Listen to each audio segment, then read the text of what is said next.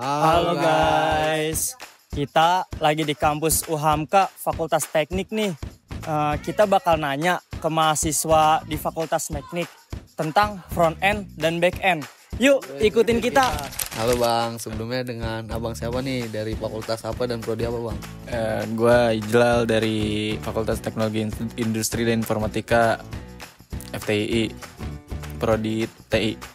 Anak TI ya Bang? Yoi. Halo, perkenalkan nama saya Muhammad Faris Syauki dari Fakultas Teknik Industri dan Informatika. Prodi saya itu Teknik Informatika. Saya Putri Duresta Setianingrum dari Fakultas FTII, Prodi Teknik Informatika. Tahu dong Bang, apa back end dan front end? Tahu dong. Bedanya back end dan front end apa tuh Bang? Bedanya back end front end itu kan, kalau front end dia lebih fokus ke ini ya, dia lebih fokus ke tampilan gitu. Jadi ketika lu bikin sebuah aplikasi atau website, itu kayak ada button segala macam, itu tuh front end tuh, tampilan-tampilan begitu. Nah, terus pokoknya fokus ke antar muka pengguna lah gitu. Jadi kalau front end ketika lu ngelihat, ya itu front end gitu, bagian depan gitulah pokoknya ya.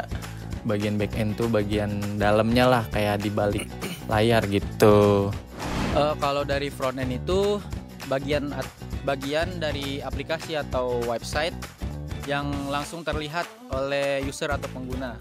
Jadi itu seperti tampilan, tombol, teks maupun gambar. Kalau back end itu dari kebalikannya front end. Kalau front end itu di depan layar, kalau back end itu di belakang layar. Jadi back end itu mengelola sistem dari website tersebut, seperti mengolah data, database, jaringan, dan bertujuan untuk supaya website atau aplikasi itu berjalan dengan lancar. Sepengetahuan saya, kalau front end itu dia lebih ke interface atau untuk buat si kliennya, dari sisi kliennya. Kalau dari back endnya itu dia lebih ke mengelola data-data atau database itu. Dia lebih ke admin kalau setahu saya, atau dia yang mengurus API. Itu yang saya tahu. Kira-kira abang tim apa nih Bang?